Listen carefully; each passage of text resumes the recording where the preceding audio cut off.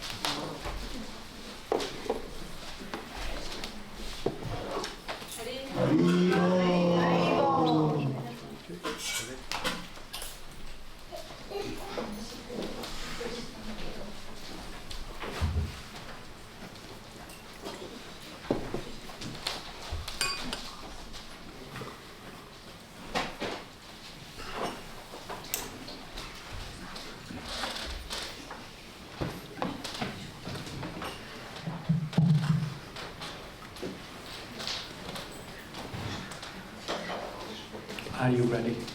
Hazır mısınız? Yes. Yes. Are you tired? Yoruldunuz mu? Okay.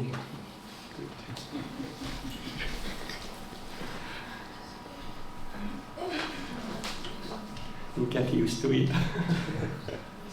Get used to it. Buna alışmanız lazım. Okay. So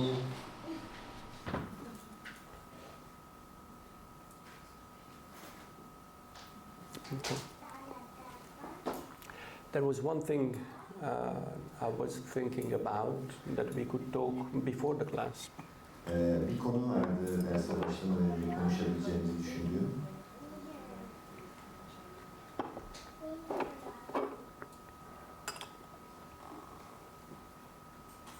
How many of you know Radha Govinda Prabhu? Radha Govinda Prabhu'yu kaçınız biliyor? Okay, so you all know him. Very good. Çok iyi. I was just inquiring if there was an introduction to him when he started the lectures a couple of days ago. Ben merak ediyorum yani birkaç gün önce derse başlarken onunla ilgili bir tanıtım oldu mu? I will not embarrass you. No, no, no, no. Yes, duty is duty. Bu görev. So, Radha Govinda Prabhu is disciple of Shivaram Swami.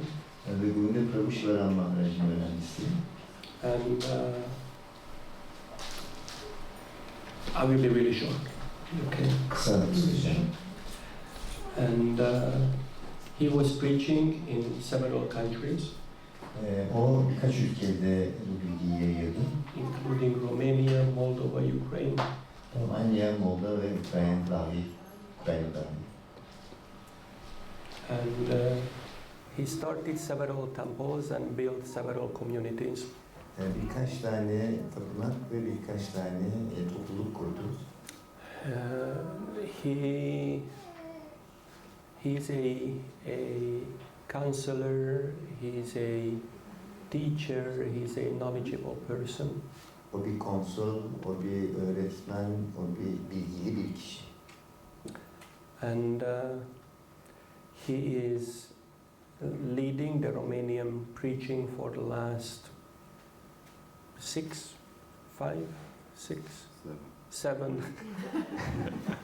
time flies. Son 7 yıldır da 7 years. Romanya'daki bu bilgi yayma işlemini o yürütüyor, o liderlik yapıyor. And he is the first disciple of Shivaram Swami who became an initiating spiritual master. Ve o aynı zamanda Shivaram Swami'nin ilk öğrencisi, kendisine inisiyasyon yetkisi veren, inisiyasyon veren spiritüel bir öğretmen olan. So he started initiating 2 years ago, 1.5 years ago. 1,5 sene önce inisiyasyon vermeye başladı. Upon the request of his spiritual master, Sri Shivaram Swami. Ve bu aslında Shivaram Swami'nin talimatıyla oldu. And he's very knowledgeable in many areas of Krishna consciousness. Krishna bilinciyle ilgili birçok konuda çok bilgili. Extremely experienced in many areas of Krishna consciousness, in practice and in philosophy also. Hem pratik hem de teori olarak, felsefe olarak Krishna bilinciyle ilgili birçok konuda çok bilgili bir kişi. It is our very great honor to have him here. Bizim için büyük bir onurumuz burada olması. And he's an amazing singer also. Ve aynı zamanda dün fark ettiğiniz gibi burayı ben ekleyeyim. Çok muhteşem bir gitar. As you could see that and hear that yesterday. Aynı zamanda dün bunu duydunuz, zaten hissettiniz. And he came with 2 of his disciples here. Ve o öğrencileriyle beraber buraya geldi. Who were organizing the fantastic Romanian Sadhu Sangha Festival. Onlar da fantastik bir Romanya Sadhu Sangha Festivali organize ettiler. I'm just really grateful for them for doing all the services that they are doing. Ben onlara bu yaptıkları bütün hizmetler için çok minnettarım. So, we'll continue with the Bhagavatam. Şimdi de Bhagavatam'a devam edeceğiz. His Grace Radha Govinda Prabhu ki Jai! Jai! Om Namo Bhagavate Vasudevaya. Om Namo Bhagavate Vasudevaya. Om Namo Bhagavate Vasudevaya. Om Namo Bhagavate Vasudevaya. Om Namo Bhagavate Vasudevaya. Om Namo Bhagavate Vasudevaya. So we will continue with the Vamshas of the Srimad Bhagavatam. Bugün Srimad Bhagavatam Vamshalarıyla devam edeceğiz. And if I will receive that chart that I wanted to project, then we will do that tomorrow. Eğer benim bu size göstermek istediğim tabloyu bana ulaşırsa size göstereceğim ve yarın devam edeceğiz. I have it printed at home, but I don't have it on my computer. Evde basılı bir şekilde vardı evimde ama bilgisayarımda yok maalesef. So let's review what we discussed yesterday. Dün konuştuklarımızı bir üzerinden gidelim isterseniz. Who is narrating the whole Srimad Bhagavatam? Srimad Bhagavatam'ı söyleyen kişi kim? Yes, fantastic. Okay, so then who's asking the first questions? İlk soruları soran kim? Shonakarishi. Okay, who's answering the first question? Sutta Goswami. And that discussion goes in the whole Bhagavatam. Bu konuşma bütün Bhagavatam boyunca devam ediyor. Except for a few verses, but in the whole Bhagavatam. Birkaç şloka dışında ama genel olarak. And then from the second canto, who's talking? Ve ikinci kantodan sonra kim konuşuyor? And he's speaking to Parikshit Maharaj. Okay, fantastic, fantastic. And then, Ondan sonra so that was the second layer. Then there's a third layer. Who's that? Who's talking? bu ikinci katmanda, üçüncü katmanda kim konuşuyor? Vidura is talking. Vidura konuşuyor. Who's asking? Who's answering? Kim soruyor, kim cevap veriyor? Vidura is Vidura asking. soruyor, Maitreya answering. sonra cevap veriyor. Okay, why not Uddhava is answering? Niye Uddhava cevap vermiyor? Benim vaktim yok diyor. He says that ask Maitreya, I have no time. Yeah, he said, sorry, I have no time to ask Maitreya. He's around somewhere. Fine. Maitreya buralarda bir yerde, benim vaktim yok, ona sorun. Okay, and then that discussion finishes in the at the end of the fourth canto, and then who's talking after? Bu gece tartışma dördüncü kantonun sonunda bitiyor, ondan sonra kim konuşuyor? Narada Yudhishthira. Narada Yudhishthira. Narada and Yudhishthira. Narada ve Yudhishthira. Okay. And then Ondan sonra Narada and Vasudeva. Okay, where is that? bu nerede oluyor? 11th canto. Okay. Kanto, evet. And then the last Ondan sonra main discussion. esas tartışma, esas konuşma.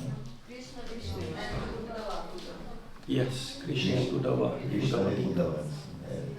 Okay, and then Ondan sonra Shukadeva Goswami and Parikshit Maharaj. Kader Goswami, Okay. Parikshit Maharaj. And now we know why they do not finish until the end of the Bhagavatam, because what happens? Tabii şu anda biliyoruz onlar Parikshit sonuna kadar Maharaj ne konuşmalar. Çünkü dies.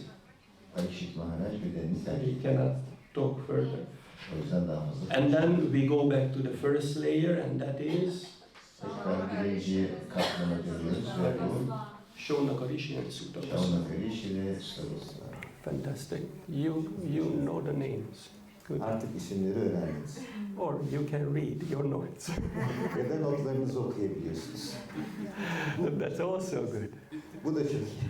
That's also good. So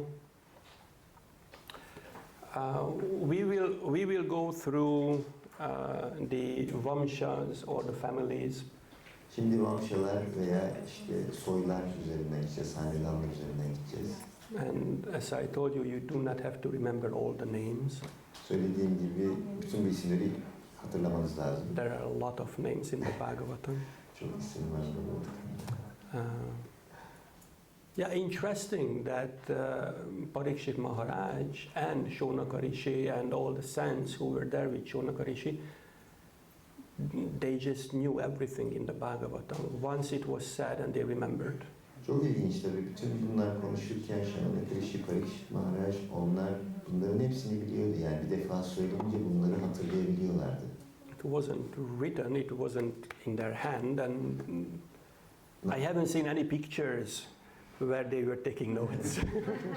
Bu yazılı bir şey değil de ellerinde bir kitap yoktu. Yani onların ellerinde bir kitapla not aldıklarına dair ben hiçbir resim görmedim. They could just remember everything. Onlar sadece konuşulan her şeyi hatırlayabiliyorlardı.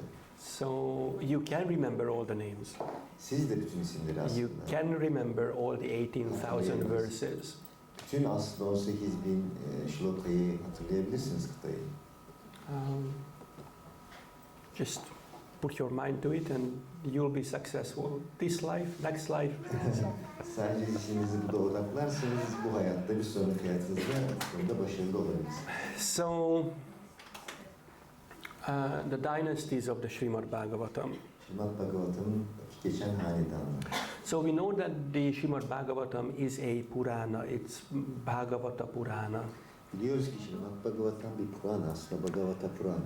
That means that it is a description of dynasties. Yani bu aslında onun hanedanlardan bahseden bir şey olduğundan söylüyor. And it's full of stories. Ve burada çok fazla hikayeler var. Because for this age and for us, understanding something based on stories, it's much easier than dry philosophy. Çünkü bu çağda ve bizim için bir şeyleri hikayeler yoluyla anlamak, sırf felsefeyle anlamaktan daha kolay. So yesterday in the beginning of the class, I was speaking more about the philosophy and we were reading the verses, the first 3 verses of the Bhagavatam. Dün ben sabah felsefeden bahsediyordum. Hep beraber Srimad Bhagavatam'ın ilk 3 bölümünü okuyorduk. Long translations, Uzun quite philosophical, ve bayağı felsefik bir şeydi. no stories. Hiçbir hikaye yoktu. Everyone agreed with everything I said. Herkes söylediğin her şeyi fikirdi. So then we changed and we started talking about more fun things. O yüzden biz değiştirdik, daha eğlenceli şeylerden konuşmaya başladık. At least for the mind, for our mind, it's more fun to understand philosophy through stories. En azından bizim zihnimiz için felsefeyi hikayeler yoluyla anlamak daha kolay. So that's why Srila Vyasadeva wrote it in this way. Bu yüzden şimdi Vyasadeva bu şekilde yazdı. So that our mind can always be hanging on the pastimes and the different stories of the different dynasties, kings, queens, whoever. Çünkü bizim zihnimiz bu şekilde bütün bu hikayelerin, işte hanedanların, kralların, prenseslerin üstünde olsun. Sometimes people ask, Bazen insanlar soruyorlar. it's always about kings and queens and great personalities. What does it have to do with me? Bu eğer krallarla, kraliçelerle ve büyük kişiliklerle ilgili benimle ne ilgisi var bütün bunların? Well, you know, if you read the Bhagavatam and you see what happened to these great personalities, you can see, well, you're not a great personality. What can happen to you? Eğer Bhagavatam'ı okur ve bütün bu yüksek şahsiyetlerin başına neler geldiğini öğrenirseniz, ya ben böyle bir şahsiyet değilim, bana kim bilir neler olabilir diye düşünüyorum. And it's much more interesting to hear about that than hearing about some general things. Yani, bu aslında bu kadar önemli işler hakkında duymak, bu genel şeyler duymaktan daha ilginç tabii ki aynı zamanda. Like, reading a book about there was a man. Bir adam vardı diye bir kitap okumaktansa He was walking downtown Istanbul İstanbul'da yürüyordu bu adam. in trousers. Pantolonları vardı. A simple man, nothing extra. Sade bir kişi, hiçbir ekstra bir şey yok. And he saw a girl on the other side of the road. Ve yolun karşısında bir tane kız gördü. And then he thought he will stay on this side of the road. Ve dedi ki ya ben en iyisi yolun bu tarafında durayım. And he was just walking alone. Ve sadece yalnız yürüyordu. So no one would be interested. Bununla kimse ilgilenmez. But when we hear about the great kings and queens and all the great personality stories in the Bhagavatam, that's something that really intrigues our mind. Ama biz bu Bhagavatam'da geçen büyük krallar, kraliçeler ve yüksek şahsiyetler hakkında hikayeler duyduğumuzda bu bizim zihnimize çekici geliyor. So, in the first canto of the Srimad Bhagavatam, it is a recap of or a condensed version of the Mahabharata, or a portion of the Mahabharata. Birinci kantosu aslında Mahabharata'nın sıkıştırılmış bir hali ve bir kısmı aslında. But then, as the Bhagavatam progresses, then we get into the description of the different dynasties. Ama Bhagavatam devam ettiğinde farklı hanedanların tarifleriyle karşılaşıyoruz. So it speaks about Vishnu Vishnu hakkında bahsediliyor. and speaks about the first son of Vishnu. Vishnu'nun ilk oğlu hakkında bahsediliyor. Who is the first after Vishnu? Brahma. Kim? Vishnu'nun ilk oğlu So- Brahma. So speaks about Brahma and Brahma's sons. Brahma hakkında ve Brahma'nın oğulları hakkında. And there are a few sons of Brahma. Ve Brahma'nın çok And oğullar. they are being born in different interesting ways. Bazıları çok ilginç şekilde doğuyor. We will not get into that now. Ama şimdilik ona girmeyeceğiz. So it starts with Vishnu and then continues with Brahma. Vishnu ile başlıyor, sonra Brahma ile devam ediyor. And in the second canto, we can read about how Brahma was born and how he was bewildered, How Brahma was born? and how he was bewildered. İkinci kantoda Brahma'nın nasıl olduğu ve nasıl şaşırdığı bahsediliyor. And at the end of the second canto, we can read the Chatushloki Bhagavatam. That's the seed of the Bhagavatam, Ve the essence of the Bhagavatam. ikinci kantonun sonunda Chatushloka'yı 4 tane dörtlü okuruz. Bunlar bütün Bhagavatam'ın özünü anlatandır. That's the second canto, 9th chapter, from the 33rd until the 36th verse, I believe. İkinci kanto 9. bölüm 34'ten 36'ya kadar. And then, 33'ten 36'ya. and then Vyasadev describes Swayambhuva Manu's dynasty. Sonra da Vyasadev Svayambhuva Manu hanedanından bahsediyor. So Swayambhuva Manu is one of the sons of Brahma, Svayambhuva Manu Brahma'nın oğullarından bir tanesi. and we will not get into that, but you know, there is Brahma's day. Biliyorsunuz Brahma'nın bir günü var. No, let's go back. So there are the 4 yugas. 4 yugalar var. The Chatur Yuga, that's Satya, Treta, Dvapara and Kali Yuga. Satya, Treta, Dvapara ve Kali Yuga. And thousands of these yugas make Brahma's day and thousands of these make Brahma's night. Ve bu 4 yuganın hepsi beraber Brahma'nın bir gündüzünü ve yine 4 yuganın hepsi Brahma'nın bir gecesini oluşturuyor. Brahma lives for 100 years. Brahma 100 yıl yaşıyor. So 2000 of these yugas make one of his full day, 24 hours. Ve 2000 full yuga Brahma'nın bir gününü oluşturuyor. Biraz önce düzelteyim. 1000 yuga yani 1000 çatur yuga Brahma'nın bir gündüzün 1000 çatur yuga bir gecesini oluşturuyor. Dolayısıyla 2000 çatur yuga bir gününü oluşturuyor Brahma'nın. 365 days is Brahma's year. Brahma 100 yıl ve 365 gün olacak şekilde yaşıyor. Yani her Lives for 100 365 gün. years. 100 yıl yaşıyor. So there are different manus who are in charge of different manvantaras. That's a portion of time in Brahma's day. Ve farklı manular var. Bunlar Brahma'nın günündeki farklı bölümleri yönetiyorlar. So there are 12 of these manvantaras. 12 tane manvantara var. And all of these manvantaras are named after the ruling manu.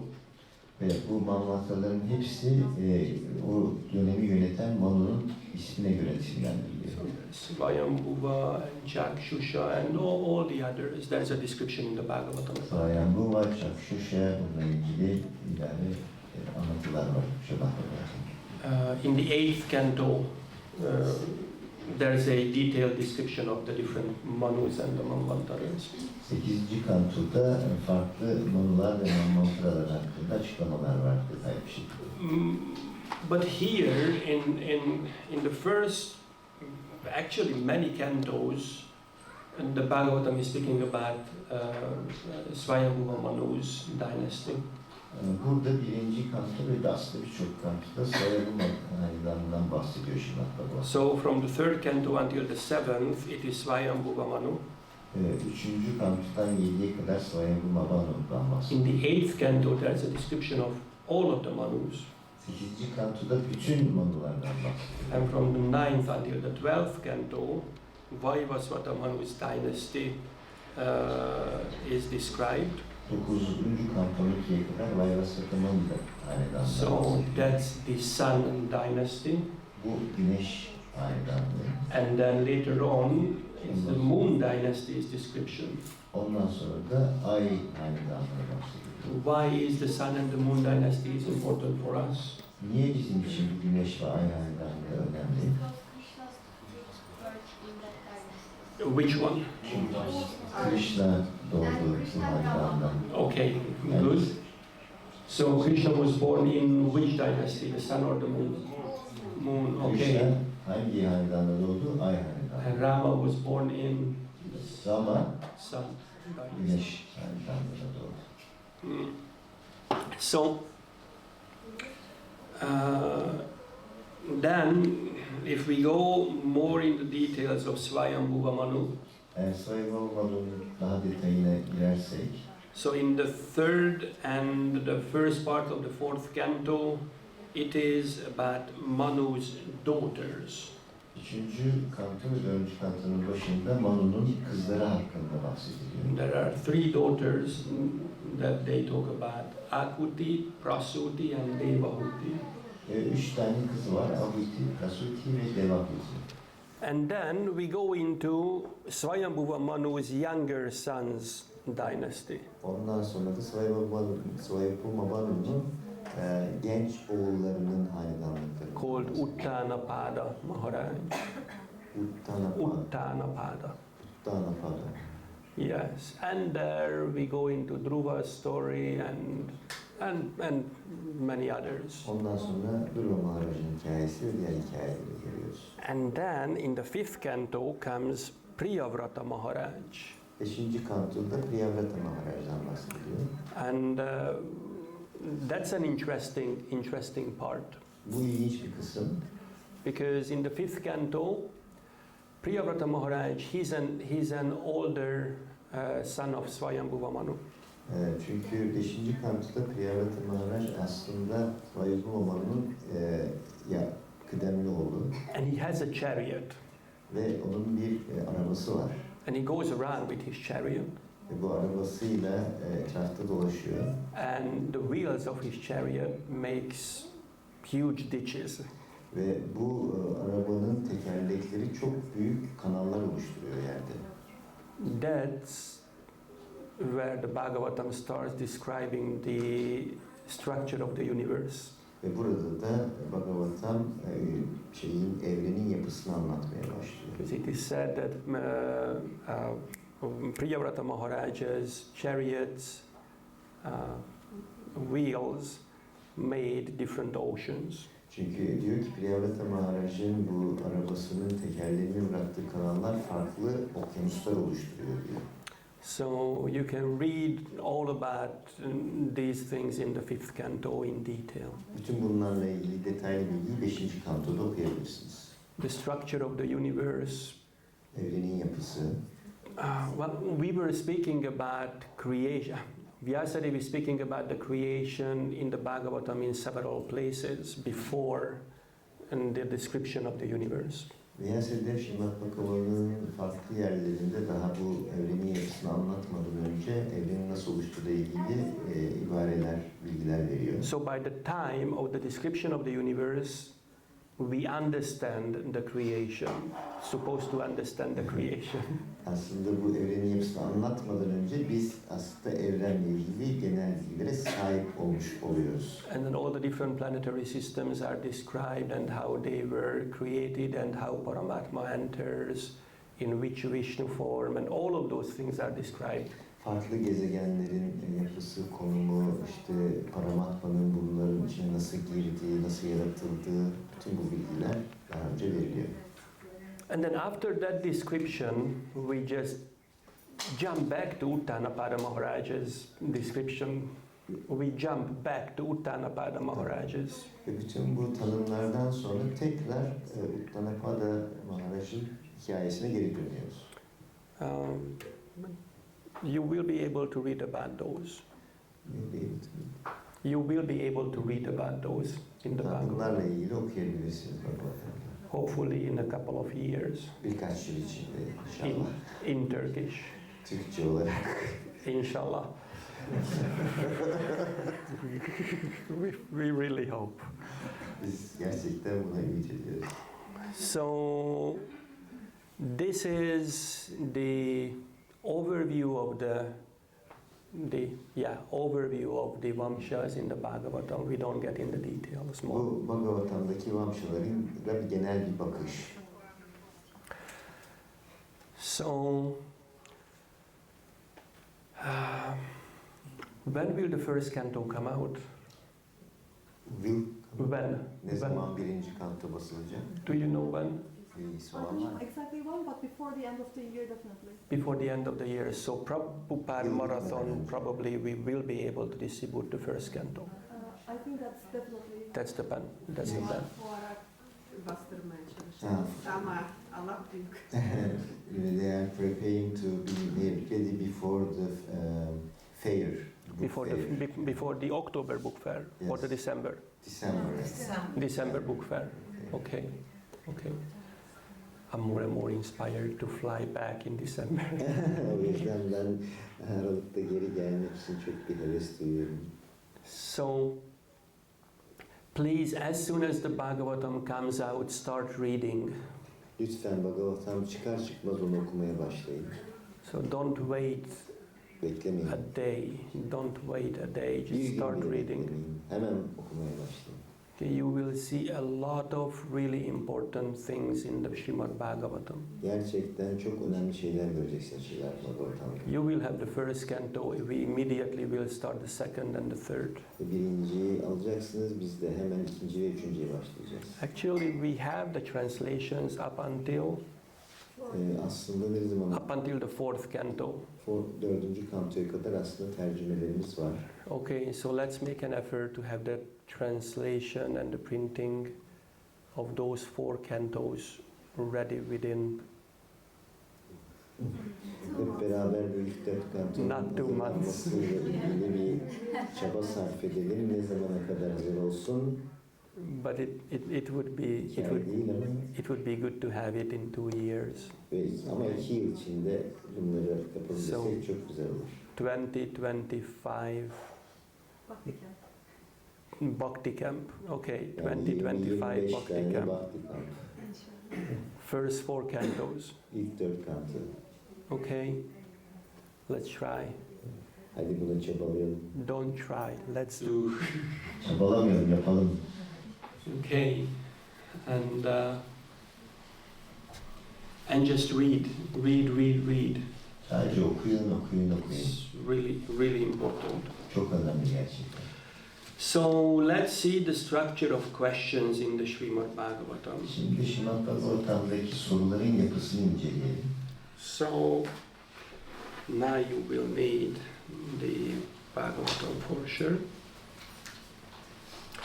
And we will start with Canto 1, Chapter 1.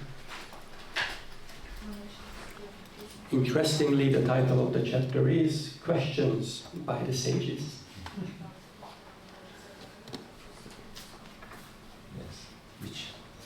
First, Canto 1st chapter. Questions by the Sages. Birinci kanto, birinci bölüm. Azizlerin soruları. So, if you speak English, you can go on vedabase.io on your phone, so you can follow what we are discussing.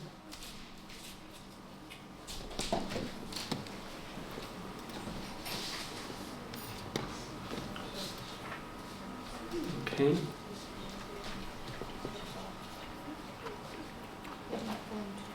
So, questions and answers. Sorular ve cevaplar. Okay, so in the first canto, first chapter, Birinci kanto, birinci bölümde the first 3 verses are spoken by Vyasadeva. ilk kıtalar Vyasadeva tarafından. We read those verses yesterday. Bu kıtaları dün okuduk. We will not read them again. Onları tekrar okuyacağız. And then Shaunaka Rishi Ondan sonra Shaunaka Rishi asks 6 questions, 6 tane soru soruyor. and that sets the the content of the Bhagavatam. Ve bu 6 soruya verilen cevaplar aslında Srimad Bhagavatam'ın içeriğini oluşturuyor. And Srila Vyasadeva just starts narrating. It's just so fantastic how he starts narrating. Srila Vyasadeva bunu anlatmaya başlıyor ve bunu çok First.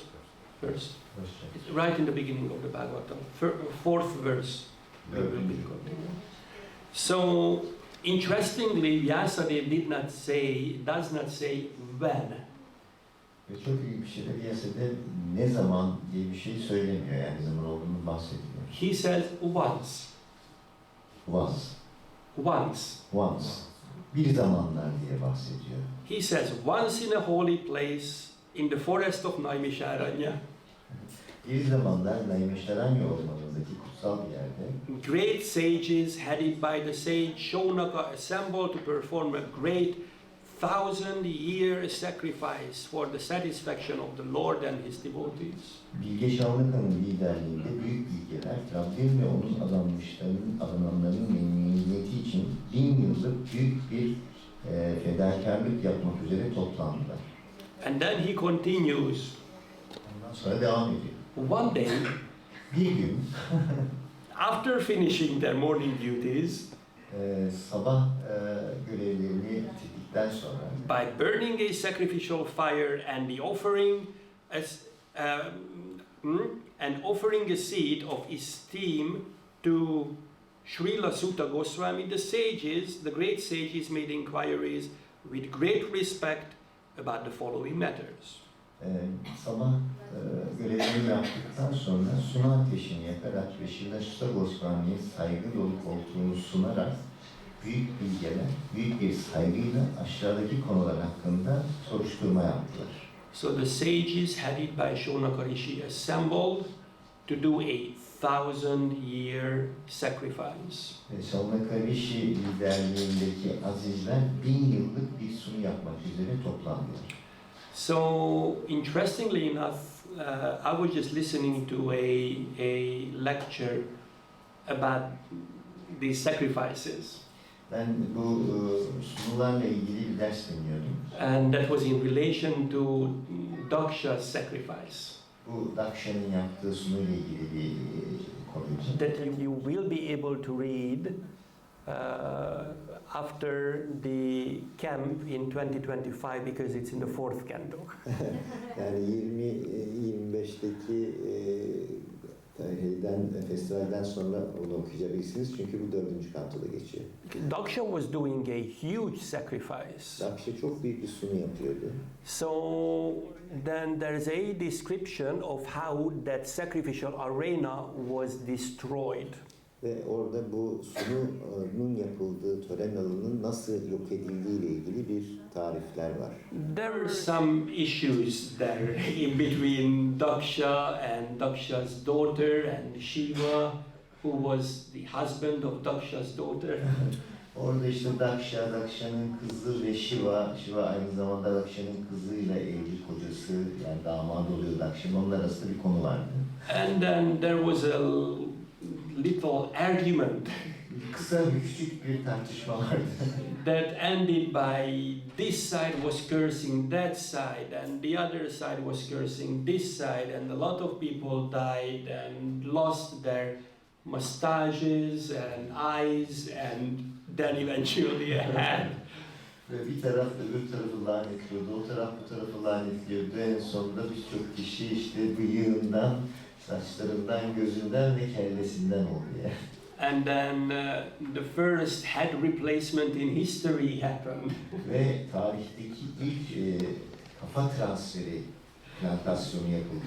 Daksha's head that was cut off and thrown in the south part of the arena. Daksha'nın kafası kesilmişti ve o tören alanının güney tarafına fırlatılmıştı. That was replaced by a goat's head. Bu sonra bir keçinin başıyla değiştirildi. So anyway, you have to read that. I will not get into the details. But there is a description how the sacrificial arena was destroyed. Ve orada ama bütün bu tören alanının, sunu alanı nasıl yok edildiği ile ilgili anlatılar var. And then all the different parts of the arena was described. Ve bu tören alanının farklı yerleri tarifleniyor. Where was the women's quarters? Mesela montajcilerin yeri neredeydi? Where was the dining area? Yemek yeme yeri neredeydi? Where did they keep the fire Ateşi nerede yapıyorlardı? that they used to lit the sacrificial fire, to light the Kutsal sacrificial fire? ateşi, yani sunu ateşini yapmak için gerekli olan ateşi nerede tutuyorlardı? There was a VIP area. Ve VIP alanı var.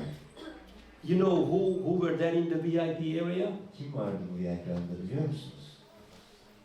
Those who were financing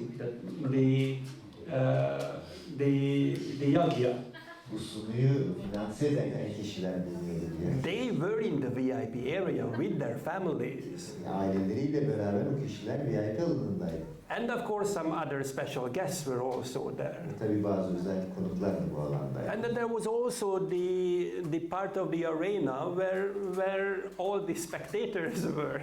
Tabii bir de bütün izleyicilerin olduğu, yani sunuyu izleyecek kişilerin olduğu bir alan da vardı. And all the priests and everyone, the Brahmins who were doing, there are 4 kinds of Brahmins who were there. There were groups of Brahmins, not just one.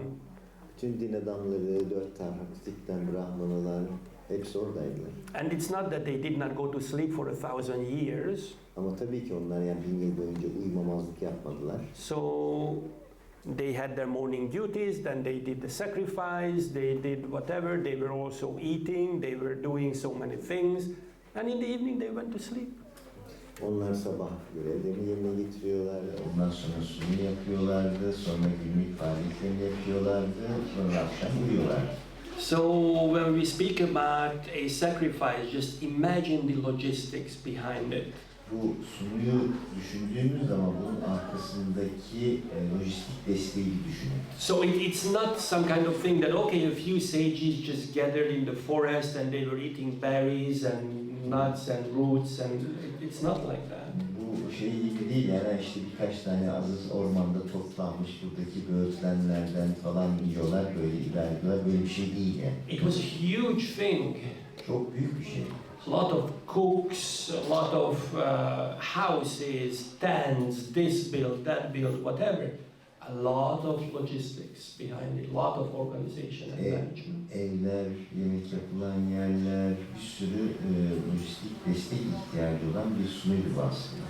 So one day after finishing their morning duties, Bir gün onlar sabah görevlerini yerine getirdikten sonra diye, so the sacrifice was going on for some time, and one day during the sacrifice, Sutta Goswami appeared.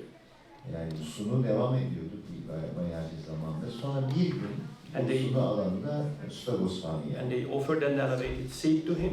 Ve ona yüksekte bir oturma yeri sundular. And then we will read some of these verses just to set the mood, the proper mood for inquiring. Biz şimdi dörtlüklerden bazılarını okuyacağız ki biz hani soru sormayla ilgili doğru mentaliteyi anlayalım diye. And so just imagine Shonakarishi is there, who's a brilliant mind, brilliant philosopher. Düşünün bir defa ya Şavnakarishi orada ve o böyle mükemmel böyle bilge. He was the head of all the sages who gathered to do this sacrifice. Orada toplanmış bütün asizlerin lideri aslında Şavnakarishi. They were not ordinary sages. Bunlar da sıradan azizler değil zaten toplanan. And he was the head of them. Bu da onların başıydı. And then Sutta Goswami arrived, and they immediately offered the place, an elevated place to him. Ve Sutta Goswami geldi ve onlar hemen ona böyle yüksekte güzel bir oturma yeri verdiler.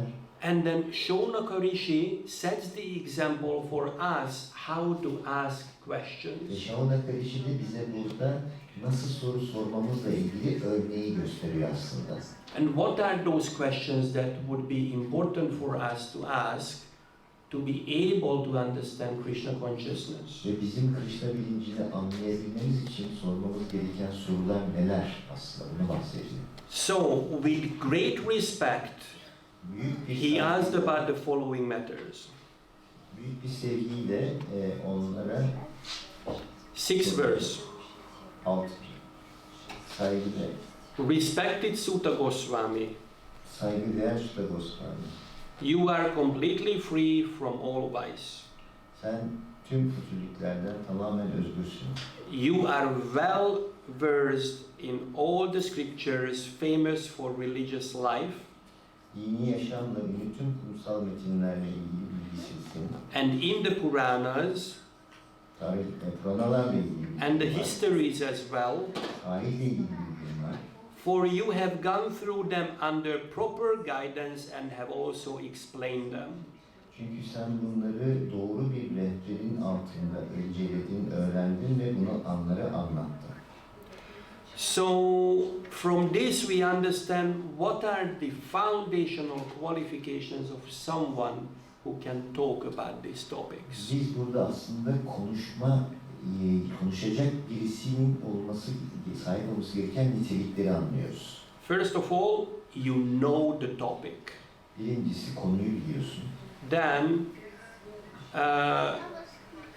you have gone through under proper guidance, so you were trained by proper teachers. Yani doğru bir öğretmen tarafından bu konuda eğitilmişsiniz. And it was explained. You could ask questions, and it was explained to you. Size sorular soracak ve bunlar size anlatılmış daha önce. And then he continues, being the eldest learned Vedantist.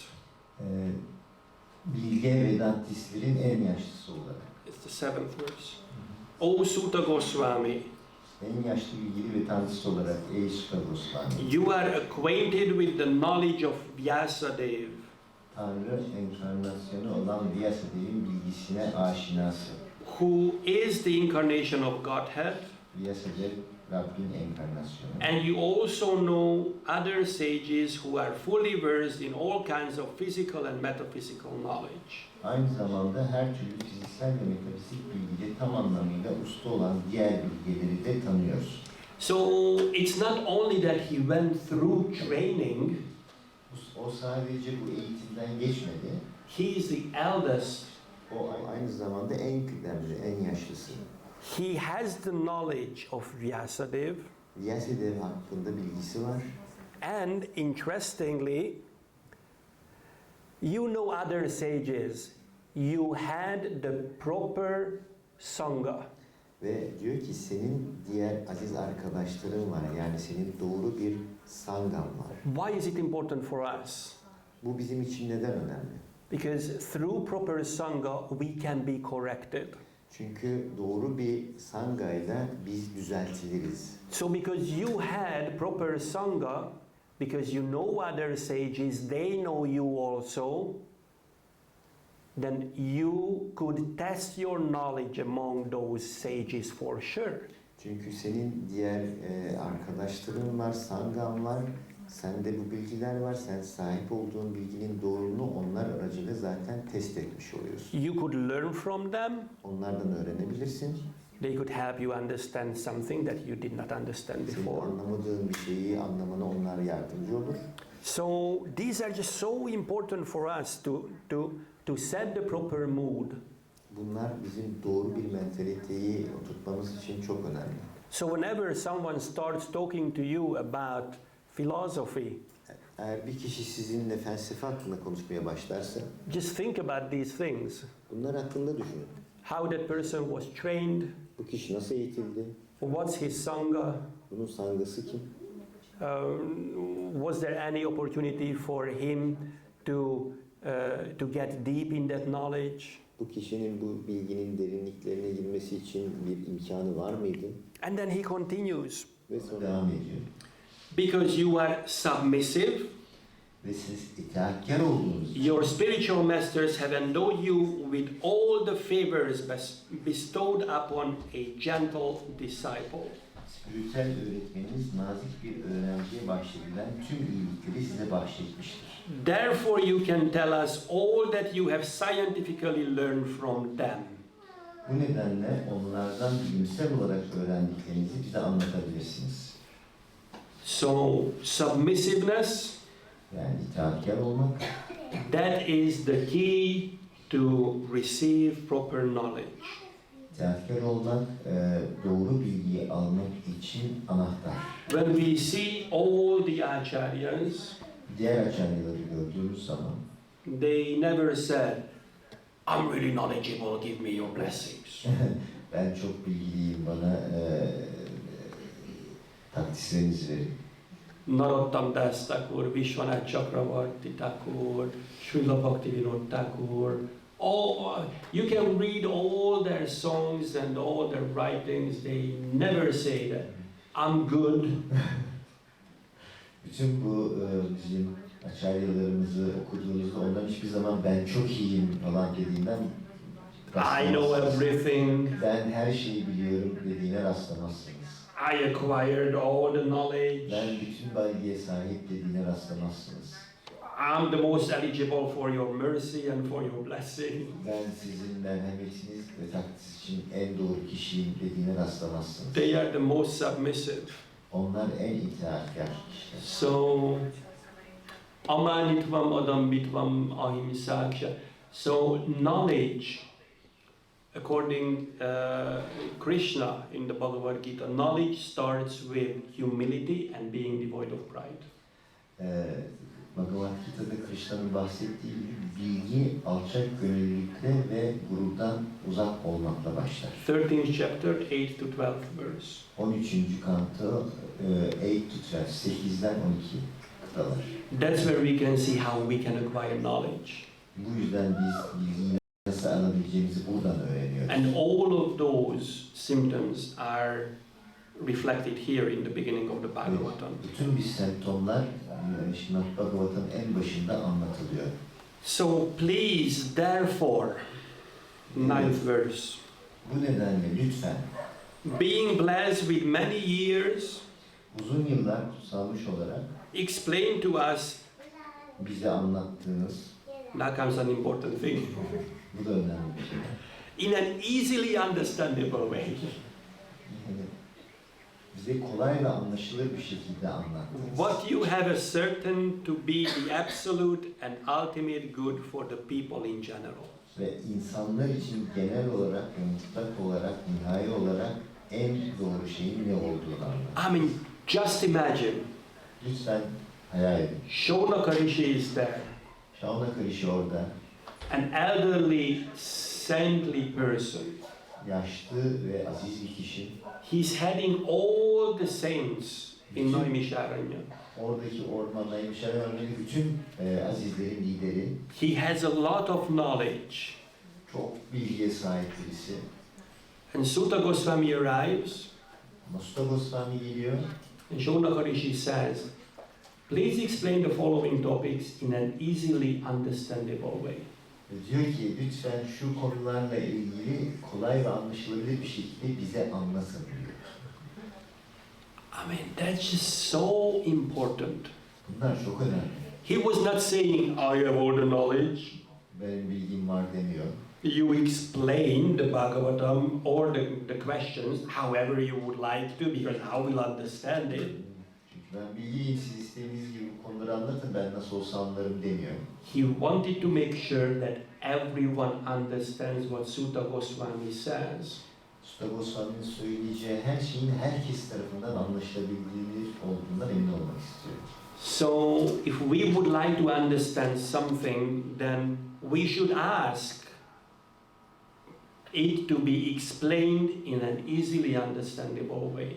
Biz de bir şey öğrenmek istersek biz de kolay anlaşılabiliyor bir şekilde bunun anlatılmasını isteyebiliriz.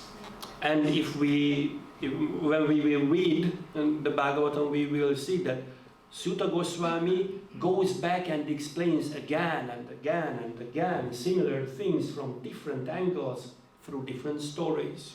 Ve Bhagavatam'ın devamına baktığımızda Sutta Goswami'nin aynı konuyu farklı açılardan tekrar anlattığını göreceğiz. So that we will be able to understand everything. Ki bu şekilde biz de bütün bunları anlayabiliriz. Now we will get into the 6 questions that the sense of Naimisharanya asked. Şimdi de 6. soruya gidiyoruz. The first question is in the 9th verse. Birinci soru 6. kıtada. Explain us what you have ascertained to be the absolute and ultimate good for the people in general. 9. kıtada. Bu nedenle lütfen uzun yıllar kutsanmış olarak genel olarak insanların mutlu ve nihai iyiliği olduğunu tespit ettiğimiz şeyi bize kolay anlaşılır bir şekilde açıklayın. So that's the first question. Bu ilk soruydu. And the answer to that question Bu soruya cevap is written later on in the next 3 chapters. bu sorunun cevabı bir sonraki 3 kantoda. But 3 bölümde anlatılır. the basic answer, well, the answer to all of these 6 questions are up until the 4th chapter of the first canto of the Bhagavatam.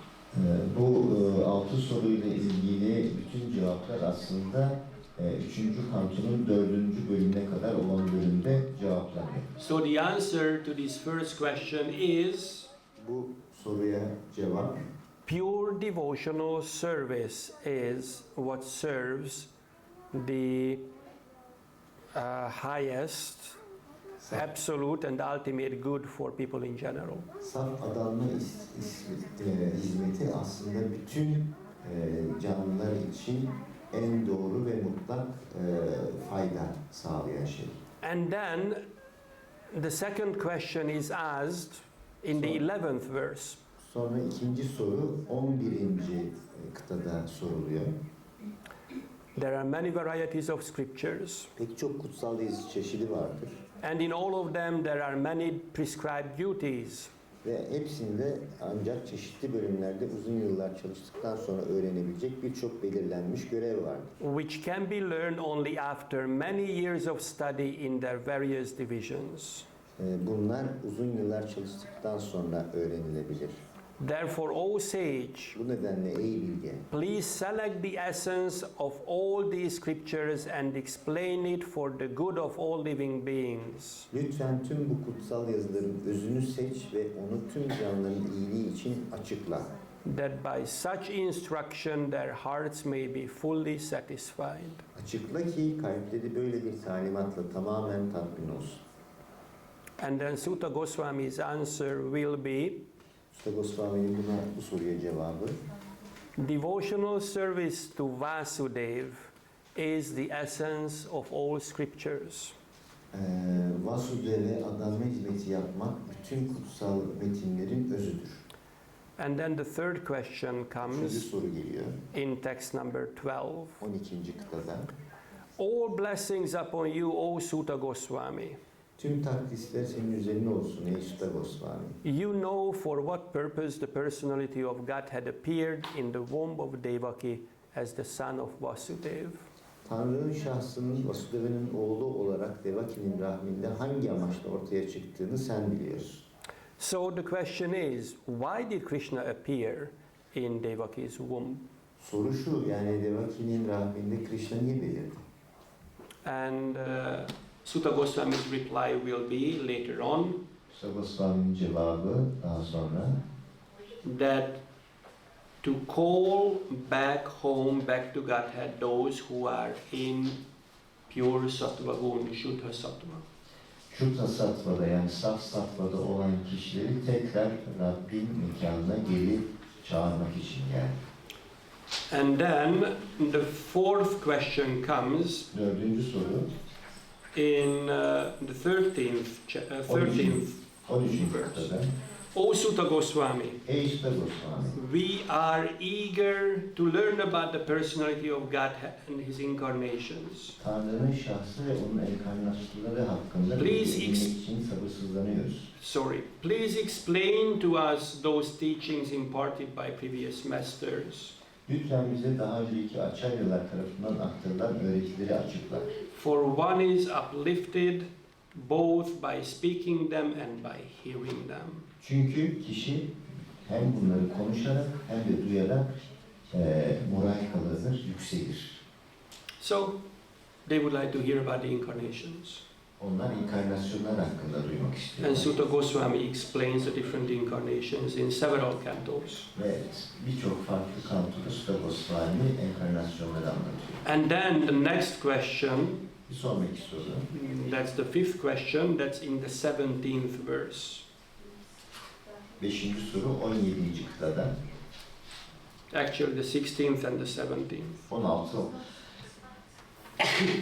16-17 beraber. Who is there desiring deliverance from the vices of the age of quarrel, who is not willing to hear the virtuous glories of the Lord? Kavga çağının kötülüklerinden kurtulmak isteyip de Rabbin erdemli yüceliklerini duymaya istekli olmayan kim var? His transcendental acts are magnificent and gracious, Onun aşkın eylemleri muhteşem ve zariftir and great learned sages like Narada sing of them.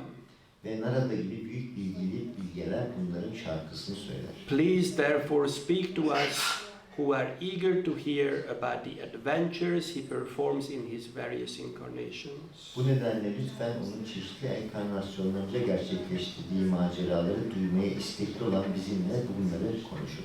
And then he continues, O wise Sutta, please narrate to us the transcendental pastimes of the Supreme Godhead's multi-incarnations.